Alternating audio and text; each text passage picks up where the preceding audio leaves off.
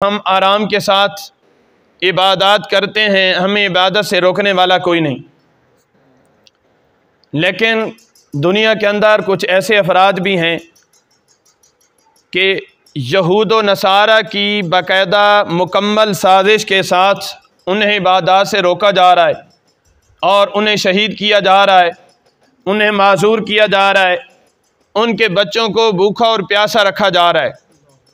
वो लोग कि जो ये नारा लगाते हैं कि हम जनाब इंसानियत का बड़ा दर्द रखते हैं, हमें बड़ी इंसानियत की तकलीफ़ होती है कि इंसान को कहीं भी मसला हो जाए तो हम वहाँ पर मौजूद होते हैं, लेकिन गज़ा और फ़लस्तीन के छोटे छोटे बिलखते बच्चे उन्हें नज़र नहीं आते क्योंकि उन्हें इंसानियत का दर्द है।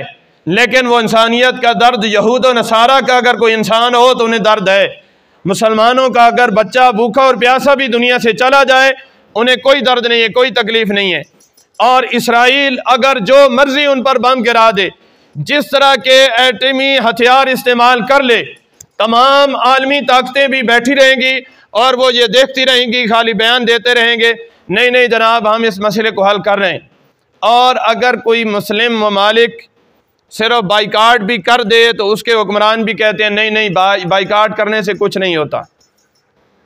बात यह है कि वो इंसानियत का दर्द या वो यानी जानवरों के भी उन्होंने हकूक़ बनाए हुए हैं कि कुत्ता भी बीमार हो जाए तो उसके इलाज के लिए फ़ौरन डॉक्टर आ जाते हैं। एयर एम्बुलेंसेस कुत्ते के डॉक्टर के लिए भी, कुत्ते के अगर बीमार हो जाए तो उसके लिए भी मौजूद हैं।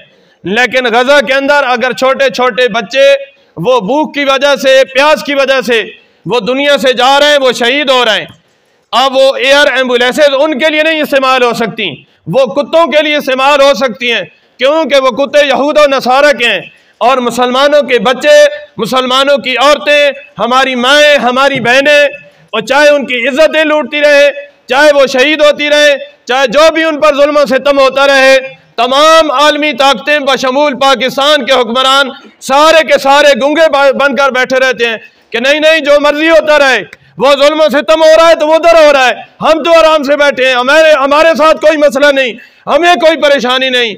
मैं अर्ज करता हूँ नहीं जनाब, ये आज जो जुल्म सितम उन पर हो रहा है ना, कल तुम्हारा भी नंबर आने वाला है। जो कुफार तरतीब के साथ कभी अफगानिस्तान को लिताड़ दें, कभी वो कश्मीर को लिताड़ दें, कभी गज़ा और फ़लस्तीन को लिताड़ दें, कभी जिस मुल्क को चीचनिया, पता नहीं क्या क्या, मतलब मुसलमानों के जिस मुल्क का नाम लें, बोस्निया लें, किस मुल्क का नाम लें जहाँ पर उन्होंने जुल्म सितम के पहाड़ नहीं ढाए, लेकिन मुसलमान हुक्मरान कहते हैं नहीं नहीं हमारा मुल्क क्योंकि अमन के अंदर है, हमारे ऊपर जिहाद फ़र्ज नहीं है, हम आराम से बैठे हैं, हमारे बच्चे आराम से रोटी खा रहे हैं। मैंने कहा जनाब ऐसी रोटी का कोई फ़ायदा नहीं है।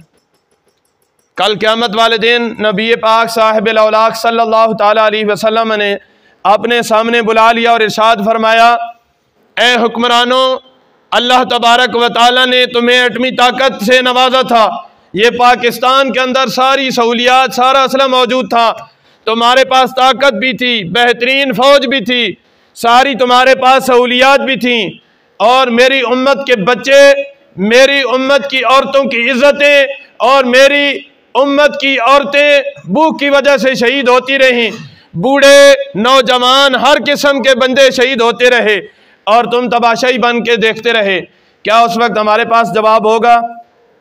फिर बस औक़ात हमारे दिल के अंदर भी ये चीज़ आती है कि नहीं नहीं जनाब हम तो अवाम में, हम क्या कर सकते हैं।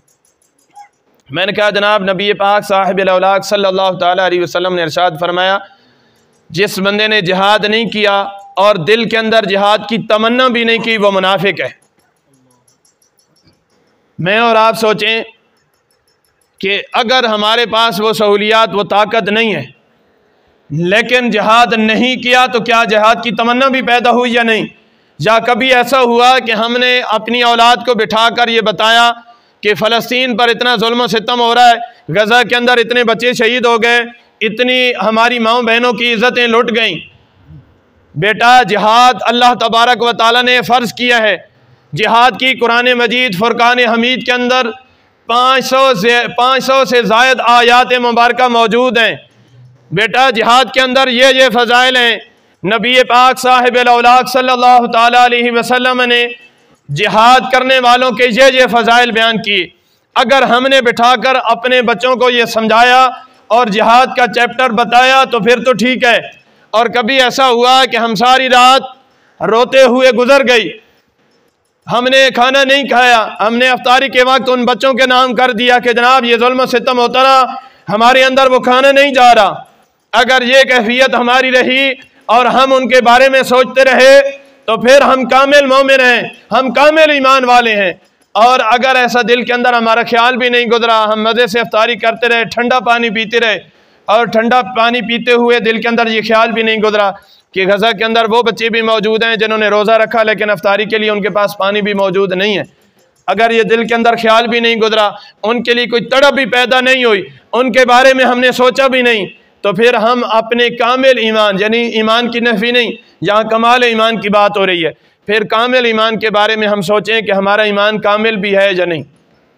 और अगर ये सारी चीज़ें हमारे दिल के अंदर मौजूद हैं, हमने उन बच्चों के बारे में सोचा भी सही, कुरान मजीद फुरकान हमीद से वो आयात मुबारका पढ़ी भी सही, समझी भी सही, और अमल का जज्बा भी पैदा हुआ, और हमारे दिल के अंदर ये तमन्ना भी मौजूद है कि अगर हुक्मरान ऐलान कर दें तो मैं अभी घर भी नहीं बताऊंगा, इधर से जिहाद के लिए निकल पड़ूंगा, तो फिर इसका मतलब यह है मैं कामिल मोमिन हूँ। लेकिन अगर ये ख्याल आते रहे मेरे बीवी बच्चों का क्या बनेगा, मेरे भाइयों का क्या बनेगा, मेरी अपनी ऐसी जवानी है, मैं किधर शहीद हो जाऊँ तो ये मसला हो जाएगा, तो इसका मतलब यह है कि मैं कामिल ईमान वाला नहीं। सहाबा कराम अलैहिम रिदवान की आप सीरत पढ़ें, नबी पाक साहिबुल औलाद सल्लल्लाहु ताला अलैहि वसल्लम एक जंग से वापस आए, अभी तक मुकम्मल तौर पर आपने तैयारी भी नहीं की, जिब्रील अमीन हाजिर हो गए, या रसूलल्लाह सल्लल्लाहु ताला अलैहि वसल्लम, अल्लाह तबारक व ताला ने आपकी जानिब सलाम भेजा और हुक्म इरशाद फरमाया अगले जिहाद के लिए चल पड़ें। नबी पाक साहिबुल औलाद सल्लल्लाहु ताला अलैहि वसल्लम ने हज़रत जिब्रील अमीन से इरशाद फरमाया कि ये अभी आए हैं, ये इतनी मुश्किल के अंदर हैं, मुशक्क़त के अंदर हैं, सहाबा कराम अलैहिम रिदवान अभी अभी घर में पहुँचे हैं, किसी को 70 ज़ख्म लगे हुए हैं, किसकी क्या कैफियत है, किसी का बाजू टूटा हुआ है, कोई किस तरह का ज़ख्मी है, कोई किस तरह का ज़ख्मी है। हज़रत जिब्रील अमीन ने अर्ज़ की या रसूलल्लाह सल्लल्लाहु ताला अलैहि वसल्लम, अल्लाह तबारक व ताला ने हुक्म इरशाद फरमाए। तो नबी पाक साहिबुल औलाद सल्लल्लाहु ताला अलैहि वसल्लम ने हज़रत बिलाल रज़ियल्लाहु ताला अन्हु को इरशाद फरमाया आज़ान दे। बग़ैर नमाज के वक्त के आज़ान का मतलब ये होता था कि सहाबा कराम अलैहिम रिदवान जमा हो जाएं। जैसे ही आज़ान हुई ना, बाज़ सहाबा घर में पहुँचे थे, बाज़ घरों के दरवाजे तक पहुँचे थे, यानी घर के अंदर अभी दाखिल नहीं हुए थे। उधर से हज़रत बिलाल रज़ियल्लाहु ताला अन्हु की आज़ान की आवाज़ सुनी, वहीं से वापस आ गए, जिहाद के लिए चल पड़े, जिहाद किया। हज़रत तलहा बिन उबैदुल्लाह एक जंग के अंदर हाजिर हुए, आपको 70 ज़ख्म लगे, आपका बाजू भी शल हो गया, सर के अंदर भी ज़ख्म थे। अब ऐसी कैफियत हो, आप बताएं, बंदे का बाजू भी काम नहीं कर रहा, यानी ज़ख्मों की वजह से 70 ज़ख्म, एक ज़ख्म लग जाए ना, अल्लाह ताला हम सबको आज़माइशों से महफूज फरमाए। एक्सीडेंट के अंदर 2-4 ज़ख्म आ जाएं तो बंदा हिलता भी नहीं, किसी से बात भी नहीं करता। 70 ज़ख्म, और वो भी तलवार, नेज़ा या इस तरह की चीज़ों के लगे हुए थे। आपका बाजू भी शल हो गया था, आपका सर भी शदीद ज़ख्मी था। और नबी पाक साहिबुल औलाद सल्लल्लाहु ताला अलैहि वसल्लम टीले पर चढ़ने लगे ना, तो सहाबा से आगे बढ़कर हज़रत तलहा बिन उबैदुल्लाह रज़ियल्लाहु ताला अन्हु ने अपना कंधा मुबारक पेश किया, या रसूलल्लाह यहाँ पर कदम मुबारक रखें और टीले पर चढ़ जाएं। और जब ये कैफियत नबी पाक सल्लल्लाहु ताला अलैहि वसल्लम ने देखी ना, सारे सहाबा कमाल के हैं, किसी सहाबी के बारे में जन्नती होने का कोई हमें शक नहीं। और अशरा मुबशरा वो हैं कि जिनके बारे में नबी पाक साहिबुल औलाद सल्लल्लाहु ताला अलैहि वसल्लम ने दुनिया के अंदर खुशखबरी सुना दी। अबू बकर फिल जन्ना, उमर फिल जन्ना, उस्मान फिल जन्ना, अली फिल जन्ना, 10 सहाबा ऐसे हैं कि जिनके बारे में ये फरमा दिया। और हज़रत तलहा बिन उबैदुल्लाह के बारे में क्या फरमाया, औजबत, यानी एक वाजबा है, एक औजबा है। औजबा का मतलब होता है अपने ऊपर लाजिम कर लेना, यानी ये बाबे फाल से है। अब मतलब ये हुआ कि हज़रत तलहा बिन उबैदुल्लाह ने इतनी कुर्बानियाँ दी और इस अंदाज के अंदर नबी पाक साहिबुल औलाद सल्लल्लाहु ताला अलैहि वसल्लम के सामने अपना कंधा मुबारक पेश कर दिया, इसकी वजह से अपने ऊपर जन्नत को वाजिब कर लिया। कितनी बड़ी शान है उन सहाबा कराम अलैहिम रिदवान की। और हम गौर करें कि हम यानी जंग अगर शुरू हो ना, हमारी तो हालत ही ये है कि अगर मियाँ वाली के अंदर इस साल भी हुजूर इतने कत्ल हो चुके हैं कि अगर उनकी तादाद शुमार की जाए तो पूरे मुल्क के अंदर इतने कत्ल व गारत नहीं हुई कि जितने ये मियाँ वाली के अंदर हुए। लेकिन अपनी अना, अपनी ज़ाती मसाइल की वजह से और अपनी ज़ाती दुश्मनियों की वजह से, और अल्लाह ना करे ऐसी आजमाइश के अंदर आ जाएं कि हमें जंग का मौका मिले, तो मेरे ख्याल में अगर कहीं से कोई 2-4 फैर भी हो जाए ना, तो हम तमाम के, मेरे समेत हम तमाम के वालिदैन कहेंगे बच्चा बाहर नहीं निकलना, बाहर जंग होती पई है तो बंदूक की गोली लाग वैसी। यानी वैसे कहते हैं नहीं जनाब बाहर निकले, दुश्मन को मारने, उसे कत्ल करने, उससे बदला लेने ही लेने, जो कि जायज़ भी नहीं है जिस अंदाज के अंदर हम कत्ल गारत करते हैं। लेकिन इधर से जंग हो रही है, अब जिहाद का ऐलान हो गया, लाजिम हो गए। एक तो बात यह हमारे ऊपर लाजिम ही नहीं हुआ, हमने अपनी ज़िंदगी के अंदर ये मौका ही नहीं पाया। दूसरी बात यह है कि हमारे दिल के अंदर तड़प कितनी है, हम कितनी तड़प और कितनी ये चाहत रखते हैं कि यार हमें भी जिहाद का मौका मिले और हम भी उन लोगों के अंदर शामिल हो जाएं कि जिनके बारे में कुरान मजीद फुरकान हमीद बयान फरमा रहा है, वला तक़ूलू लिमन युक़्तलू फ़ी सबीलिल्लाहि अम्वात बल अहयाउ वलाकिन ला तशऊरून, कि वो लोग वला तक़ूलू लिमन युक़्तलू फ़ी सबीलिल्लाह, उनको मुर्दा ना कहो, किनको, कि जो अल्लाह तबारक व तआला की राह के अंदर चले गए, जो अल्लाह तबारक व तआला की राह के अंदर लड़ते लड़ते चले गए, बल अहयाउ वलाकिन ला तशऊरून, बल्कि ये जिंदा है तुम्हें शऊर नहीं है। कुरान मजीद फुरकान हमीद उनके बारे में ये खुशखबरियाँ सुना रहा है। यानी शहीद के इतने फ़ज़ाइल बयान है और ऐसे ऐसे फ़ज़ाइल बयान है कि बंदा सुनकर हैरान हो जाता है। बल अहयाउन इंदा रब्बिहिम युरज़क़ून, कि ये ऐसे हैं कि ये ज़िंदा हैं, इन्हें रिज़्क़ दिया जाता है, हमें उनकी खबर नहीं है, जो अल्लाह ताला की राह के अंदर शहीद हो जाए। अब बात यह है कि इतने फ़ज़ाइल हमने कुरान और हदीस के अंदर पढ़े, कुरान के अंदर भी हमने कुरान मजीद का मुताला किया, वो फ़ज़ाइल पढ़े, हदीस के अंदर भी हमने मुताला किया, हदीस का भी वो फ़ज़ाइल पढ़े, हमारे दिल के अंदर वो जज्बा क्यों नहीं पैदा होता? असल बात यह है कि जब बंदे का ज़मीर मर जाए ना, यानी हमारी हालत ये होती है कि पड़ोसी भूख से मर रहा हो, हमें कोई फ़िक्र नहीं होती, हम कहते हैं हमारे बच्चे तो अच्छे हालात के अंदर हैं। एक बुज़ुर्ग के बारे में मैंने पढ़ा है कि एक पड़ोसी उनके पास आए, उन्होंने कहा मुझे पैसों की आदत है, मेरे पास पैसे ख़त्म हो गए हैं और मैंने कर्ज़ा भी देना है, आपके पास जितने पैसे थे ना सारे उठा कर दे दिए, घर के अंदर 1 रुपये भी नहीं रखा, घर वापस आकर रोने लग गए। बीवी ने कहा अगर इतना प्यार था ना पैसों से तो पैसे ना देते, अब रो क्यों रहे? कहा इस वजह से नहीं रो रहा कि मेरे पास सारे पैसे चले गए, बल्कि इस वजह से रो रहा हूँ कि पड़ोसी इस हालत के अंदर पहुँच गया कि वो खुद मेरे पास मांगने आ गया। मैंने पड़ोसी का इतना ख्याल क्यों नहीं रखा कि मैं खुद जाकर उसको पैसे दे आता। इस तकलीफ की वजह से मैं रो रहा हूँ कि मैंने पड़ोसी का हक नहीं अदा किया। यानी हमारे बुजुर्गों की ये सोच थी, ये तो पड़ोसी के, अब तो ये हालात है मुफ्ती साहब कि भाई भूखा मर रहा हो ना, बंदे के अच्छे हालात हों, और भाई किसी आजमाइश के अंदर आ जाए, किसी बड़ी बीमारी के अंदर, तो हम भाई कोई तीमारदारी के लिए भी नहीं जाते कि हो सकता है वो पैसे ना मांग ले। ये हमारी ज़मीर है यार।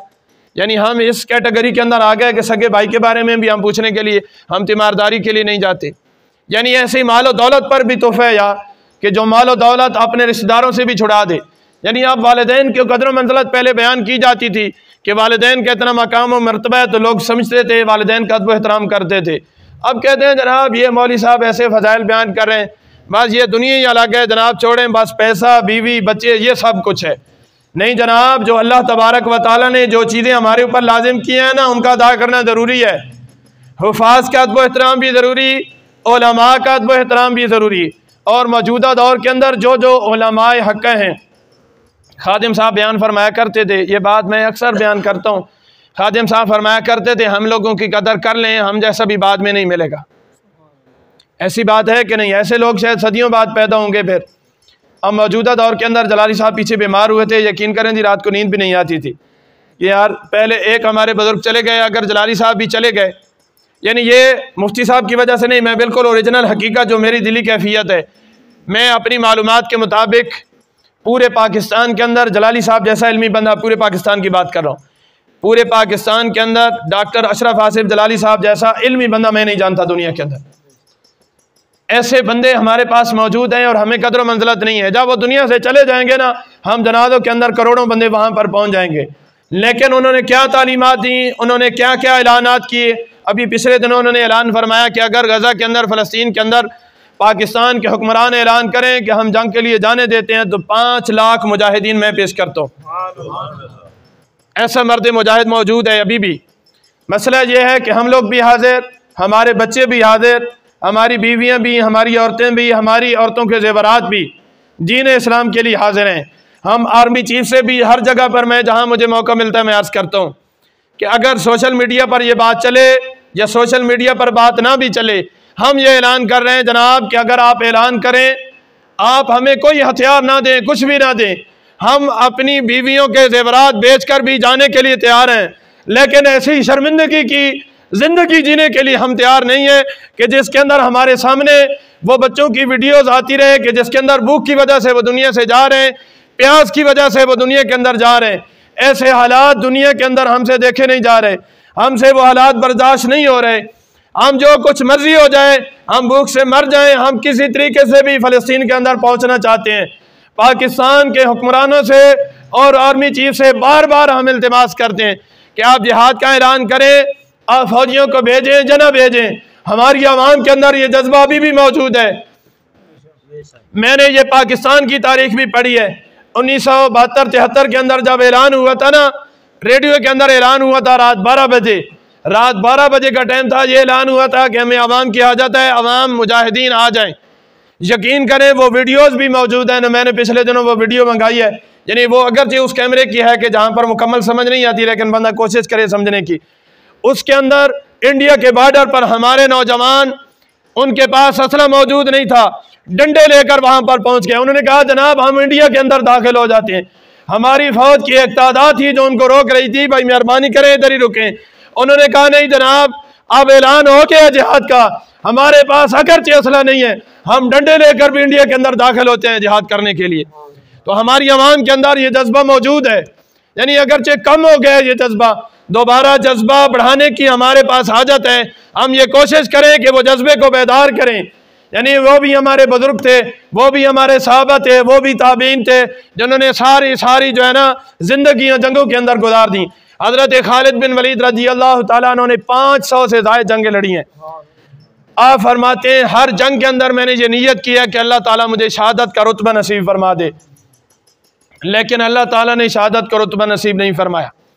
जब आप बिस्तर पर आपकी शहादत होने लगी, दुनिया से जाने लगे ना, तो आपने हम जैसे बुज़दिलों को फिर पैगाम लिखा। क्या पैगाम है? फरमाया कि मेरे जिस्म के ऊपर एक बालिश्त भी ऐसी जगह नहीं है जहाँ पर तलवार, तीर या नेज़े का निशान मौजूद ना हो। एक बालिश यानी एक गिट्स जिसको हम बोलते हैं, इतनी जगह भी जिस्म पर मौजूद नहीं कि तलवार, तीर या नेज़ा ना लगा हो। लेकिन फरमाया फिर भी अल्लाह ताला ने मुझे शहादत नसीब नहीं फरमाई। तो शहादत ये नहीं है कि बंदा जंग के अंदर जाए तो बंदा शहीद हो जाए, बल्कि ये अल्लाह ताला की खास तौफीक है कि जिसको बंदे को अल्लाह ताला नसीब फरमा दे तो वो बंदा शहीद हो सकता है। हज़रत खालिद बिन वलीद रज़ी अल्लाह ताला अन्हु के यानी कमाल के वाक़यात हैं। हर वाक़े को, हर जंग को आप पढ़ें, आप हैरान हो जाएंगे कि हज़रत खालिद बिन वलीद कैसे दलेर आदमी थे। मैंने हज़रत खालिद बिन वलीद रज़ी अल्लाह ताला अन्हु की सीरत पढ़ी है। यानी वो 500 जंगें पूरी तो नहीं पढ़ पाया, लेकिन कोई 200 के करीब जंगों के बाद के वाक़यात पढ़े। एक जंग का लिखा है 14 बंदे थे और ये जंग करने के लिए नहीं गए, सिर्फ़ और सिर्फ इसलिए गए कि वहाँ जाकर हम मालूमात लेकर आएँ कि यहूदियों का कितना बड़ा लश्कर है, ताकि उसके साथ हम मुकाबला कर सकें। लेकिन हज़रत खालिद बिन वलीद का हज़रत आदम अलैहिस्सलाम से लेकर आज तक जो मैंने तारीख़ पढ़ी है या मैं समझाऊँ, इतनी पूरी तारीख़ के अंदर हज़रत खालिद बिन वलीद रज़ी अल्लाह ताला अन्हु जैसा दलेर बंदा नहीं पड़ा। यानी इतने दलेर आदमी थे, पूरी तारीख़ के अंदर ऐसा दलेर आदमी नहीं था। आपका जो कदम आगे बढ़े ना, वो दिफा के लिए भी पीछे नहीं हटा। अब गए क्यों थे कि यानी मालूमात हासिल करके वापस आ गए। जब वहाँ पहुँचे ना, तो हज़रत खालिद बिन वलीद रज़ी अल्लाह ताला अन्हु ने साथियों से फरमाया, मैं तो वापस इतला के लिए नहीं जाता, मैं इधर ही जंग करता हूँ। अब 14 बंदे, 10,000 का लश्कर है, 10,000 किधर और 14 किधर। अल-आना खफ़फ़ अल्लाहु अन्कुम व आलिम अन्ना फ़ीकुम दाफ़ा। यानी कुरान ने बयान फरमाया ना कि पहले तो ये बयान फरमाया कि एक हो तो 100 पर भी काफ़ी है, बाद में फिर एक हो तो 10 पर भी काफ़ी है, बाद में ये बयान फरमाया कि नहीं 100 हो तो 200 पर काफ़ी है, 1000 हो तो 2000 पर काफ़ी है। लेकिन इधर से तो यहाँ पर मामला ही और है कि 14 बंदे हैं और उधर से 10,000 का लश्कर है। आपने जंग छेड़ दी। यानी वो जो वक्त लिखा है तकरीबन वो 9 बजे का, आजकल के टाइम के मुताबिक सुबह 9 बजे का टाइम बनता है। आपने वो जंग शुरू की और 14 बंदे मगरिब की अजानों तक वो जंग लड़ते रहे।